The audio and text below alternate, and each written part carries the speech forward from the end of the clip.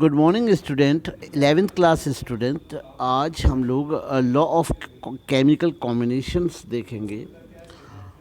तो चलिए स्टार्ट करते हैं। In order to understand the combination of compound it is necessary to have theory which is account for both qualitative and quantitative observation during the chemical reactions.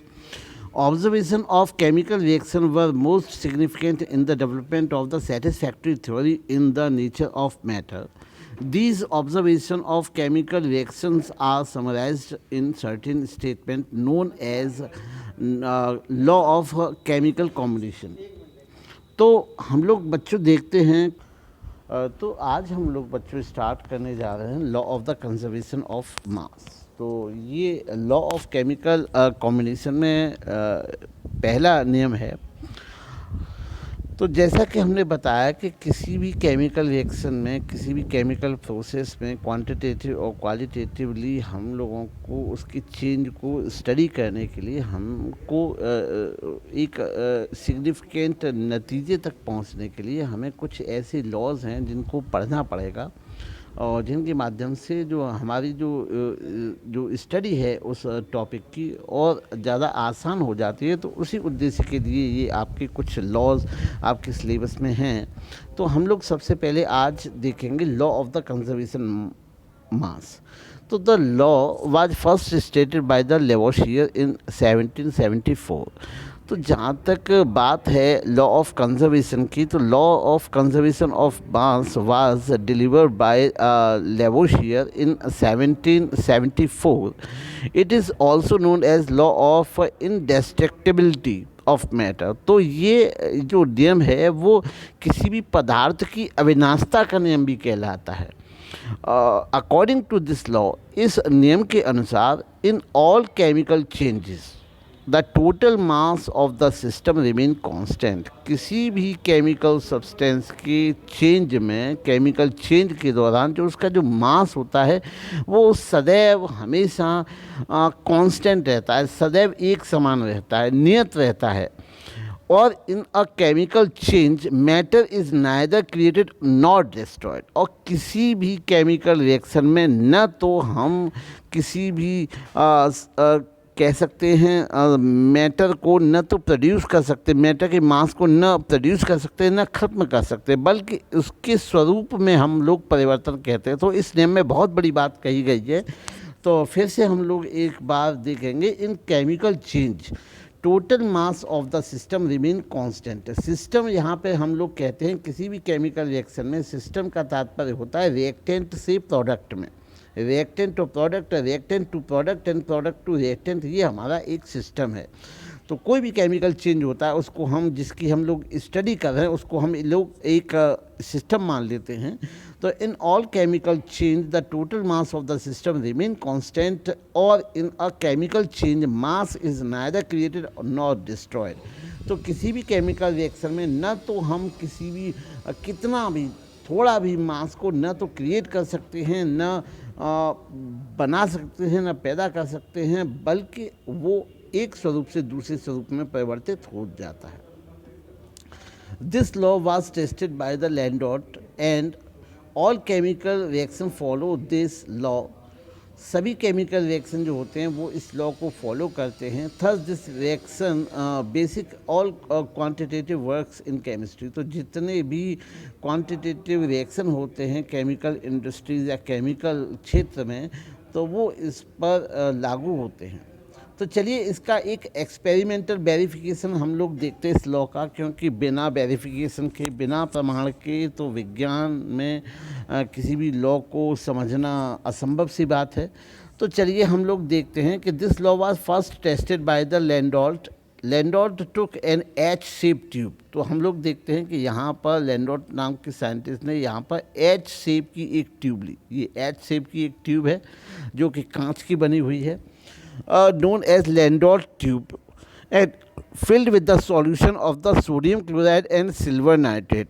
तो इस H shape की जो tube है इसमें एक तरफ तो यहाँ हमने भर दिया नमक या कॉमन सॉल्ट का सॉल्यूशन, जिसको हम NaCl सॉल्यूशन कह सकते हैं, और दूसरे हमने जो ट्यूब है उसमें हमने सिल्वर नाइट्रेट का सॉल्यूशन भर दिया. अलग अलग भरे हैं इन दोनों को. तो देखते हैं silver nitrate separately into two limbs of the tube. The limbs were sealed and then H shape was actually weighed. तब हमने क्या किया कि जो टोटल जो कह सकते हैं कि जो ट्यूब है एच शेप ट्यूब को उसका वजन लिया. Two solution are mixed thoroughly by shaking tube. अब हमने क्या किया कि पहले हमने सेपरेटली जब NaCl एक ट्यूब में था और AgNO3 सिल्वर नाइट्रेट एक ट्यूब में था, तो सबसे पहले हमने इसको वेट किया. जब हमने इसको वेट किया, वेट करने के पश्चात हमने फिर इसको आपस में शेक किया, क्योंकि ये ऊपर से सील्ड हैं और यहाँ से आपका ये खुली हुई हैं, तो यहाँ से आपस में ये इंटरमिक्स हो सकता है. तो हमने देखा कि NaCl react with the AgNO3 by mixing. तो AgNO3 को हमने इसके साथ मिक्स किया. मिक्स करने के बाद में हमने फिर इसको वेट किया इसका. तो वेट करने के बाद क्या परिणाम आते हैं देखते हैं. The two solution were mixed throughout and second to the reaction occur between the two solution in the formation of the precipitate of silver chloride, जिसके द्वारा जब रिएक्शन हुई तो रिएक्शन के दौरान यहाँ पर सिल्वर क्लोराइड का एक प्रेसिपिटेट प्रोड्यूस होता है. तो हम लोग देखते हैं NaCl रिएक्ट करता है आपका AgNO3 सिल्वर नाइट्रेट के साथ. तो ये एक आपका एक डबल डिस्प्लेसमेंट रिएक्शन है. तो यहाँ पर आपका NaNO3 और आपका AgCl, तो ये आपके प्रोडक्ट प्रोड्यूस होते हैं. तो ये आपके प्रोडक्ट बन गए आपके यहाँ पर आपका NaNO3 प्लस ये आपका बनता है AgCl. और AgCl का हमने क्या किया, ये आपका एरो नीचे का साइन है, जो एरो नीचे लगाते हैं इसका मतलब ये आपका प्रेसिपिटेट प्रोड्यूस हुआ. तो यहाँ पर हमें AgCl का प्रेसिपिटेट प्रोड्यूस हुआ. चलिए हम लोग इसके देखते हैं. तो अगर हम इसको देखते हैं तो टोटल मास जो है इसके वेट को हम देते हैं तो टोटल मास इसका बिल्कुल कांस्टेंट है. इसके मास में इस चाहे आपका AgCl का प्रेसिपिटेट बन गया हो, चाहे आपका सोडियम क्लोराइड सोडियम नाइट्रेट में कन्वर्ट हो गया हो, सिल्वर नाइट्रेट आपका सिल्वर क्लोराइड में चेंज हो गया हो, रिएक्शन होने के बाद भी अगर हम इसके मास देखते हैं तो मास पर कोई प्रभाव नहीं पड़ता है. अर्थात इसका हम कह सकते हैं जो मास होता है वो कंजर्व होता है. एक और एग्जांपल की सहायता से हम लोग समझेंगे कि 1.7 gram of silver nitrate dissolve in 100 gram of water is taken in 0.585 gram sodium chloride dissolve in the 100 gram of water is added to its and reaction occur. 4.135 gram of silver chloride and 85 gram silver nitrate is formed. तो इस प्रकार हम लोग देखते हैं कि 1.7 ग्राम silver nitrate को हम 100 ग्राम वाटर में डिसॉल्व करते हैं और 0.585 ग्राम सोडियम क्लोराइड को हम लोग 100 ग्राम वाटर में डिसॉल्व करते हैं. इसके बाद हम देखते हैं कि इस रिएक्शन के परिणाम स्वरूप आपके जो सिल्वर क्लोराइड है 1.435 silver gram of silver chloride produce होता है, 0.85 ग्राम सोडियम नाइट्रेट प्रोड्यूस होता है. तो हम यहाँ पर एक एक करके सबके अलग अलग मास देखेंगे. तो यहाँ पे मास ऑफ AgNO3 ये आपका है 1.7 ग्राम. मास ऑफ NaCl ये है आपका 0.85 ग्राम. यहाँ पे मास ऑफ वाटर 200 ग्राम. तो टोटल मास आपका हो गया 202.285 ग्राम. तो इन तीनों का जो रिएक्टेंट साइड है, हम कह सकते हैं इसको रिएक्टेंट साइड है. तो total mass of the reactant side is equals to 1.7 plus 0.585 gram and plus 200 gram. तो इस प्रकार से जो टोटल रिएक्टेंट साइड का जो हमारा जो मास हुआ वो होगा आपका 202.85. तो इस प्रकार से ये आपका रिएक्टेंट साइड हुआ. अब हम लोग देखते हैं कि प्रोडक्ट साइड का क्या हुआ. तो टोटल मास जो हमारा जो प्रोडक्ट है वो आपका AgNO3 और NaCl की रिएक्शन से आपका AgCl बना और mass of NaNO2 and mass of water. तो मास ऑफ वाटर 200 ग्राम. तो यहाँ पर हम लोग देखते हैं कि 1.43 ग्राम आपका AgCl बना और आपका 0.8 ग्राम। तो इन सबको ऐड करने के बाद हम लोग देखते हैं जो टोटल मास है वो आपका 202.285 ग्राम है। तो हम यहाँ पे कह सकते हैं कि जो mass of reactant is equals to mass of product. तो इस प्रकार हम कह सकते हैं कि रिएक्शन के बाद सिल्वर नाइट्रेट और NaCl जो कि आपके सिल्वर क्लोराइड और सोडियम नाइट्रेट में कन्वर्ट हो जाते हैं, बावजूद इसके इनके प्रोडक्ट रिएक्टेंट प्रोडक्ट में कन्वर्ट हो गए, लेकिन इनके मास में कोई भी परिवर्तन नहीं होता। तो इस प्रकार हम कह सकते हैं यहाँ पर conservation of the mass rule जो है वो फॉलो करता है। तो total mass of reactant is equals to total mass of product.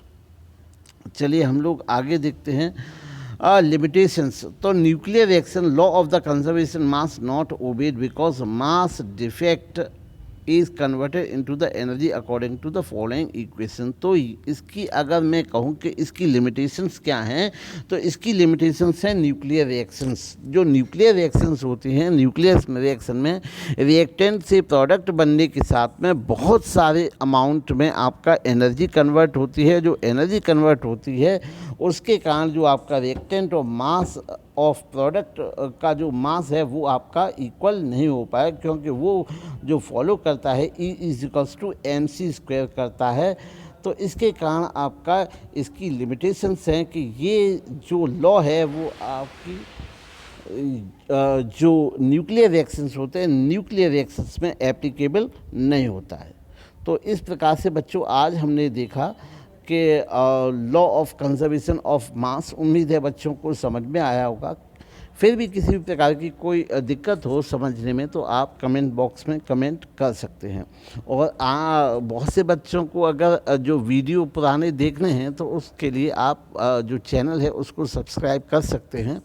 और अगर किसी भी बच्चे को वीडियो देखने के बाद भी प्रॉब्लम सॉल्व न हो तो आप विद्यालय में आके, स्कूल में आके आप अपनी समस्या को, अपनी प्रॉब्लम को पूछ सकते हैं, सॉर्ट आउट कर सकते हैं। धन्यवाद।